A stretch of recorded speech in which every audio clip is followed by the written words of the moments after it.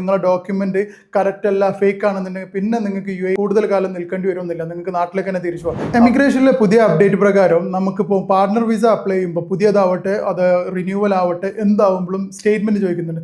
പുതിയതിൽ പലതും നമുക്ക് എന്താക്കുന്നുണ്ട് റിജക്ഷൻ വന്നുകൊണ്ടിരിക്കുന്നത്. ഈ റിജക്ഷനിൽ നിങ്ങൾക്ക് പാർട്ണർ വിസ ഇതുവരെ പുതിയതാണെങ്കിൽ അപ്ലൈ ചെയ്യുമ്പോൾ UAE നിങ്ങൾക്ക് സ്റ്റേറ്റ്മെന്റ് ഉണ്ടായിരിക്കണമെന്നില്ല. അപ്പോൾ നിങ്ങൾ നാട്ടിലൊരു സ്റ്റേറ്റ്മെന്റ് വെച്ച് കൊടുക്കുമ്പോൾ സ്ട്രോങ് സ്റ്റേറ്റ്മെന്റ് ആണെങ്കിൽ മാത്രമേ ഇത് അപ്രൂവൽ ആവണുള്ളൂ. വെക്കുന്ന ഡോക്യുമെന്റ് കറക്റ്റായിട്ട് ജെന്യൂൻ ആയിട്ടുള്ള ഡോക്യുമെന്റ് വെക്കുക, ഫേക്ക് ഡോക്യുമെന്റ് വെക്കാതിരിക്കുക.